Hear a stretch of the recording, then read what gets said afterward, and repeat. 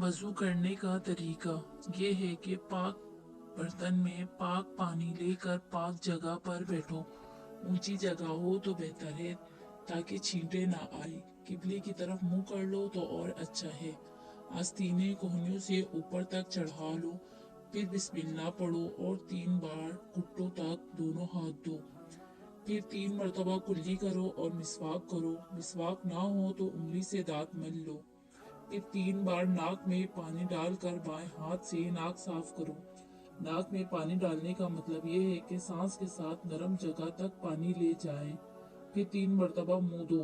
منہ پر پانی زور سے نہ مارو بلکہ آہستہ سے پیشانی پر پانی ڈال کر دھو۔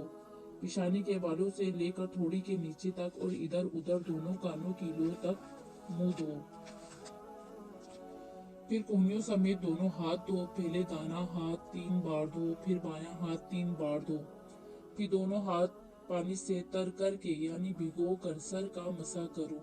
پھر کانوں کا مسح کرو، پھر گردن کا مسح کرو۔ مسح صرف 1 مرتبہ کرنا چاہیے۔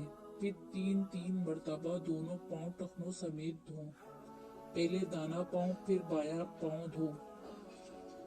سر کا مسح اس طرح کرو کہ دونوں ہاتھ پانی سے تر کر کے دائیں ہاتھ اور بائیں ہاتھ کی انگلیاں برابر ملا کر پیشانی کے بالوں پر رکھ کر گھٹی تک لے جاؤ۔ پھر گھٹی سے دونوں ہاتھوں کی ہتھیلیوں کو کانوں کے پاس سے گزارتے ہوئے واپس پیشانی تک لے آؤ۔ اس کے ساتھ ہی کانوں کا مسح اس طرح کرو کہ کانوں کے دونوں سوراخوں میں شہادت کی انگلیاں داخل کرو اور انگوٹھوں سے کانوں کی پشت کا مسح کرو اور انگلیوں کی پشت سے گردن کا مسح کرو۔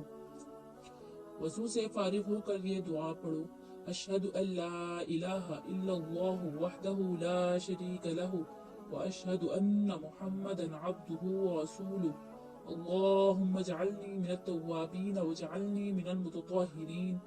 ترجمہ: میں گواہی دیتا ہوں کہ اللہ کے سوا کوئی معبود نہیں، اور میں گواہی دیتا ہوں کہ بلا شبہ حضرت محمد مصطفیٰ صلی اللہ علیہ وسلم اللہ کے بندے اور اس کے رسول ہیں۔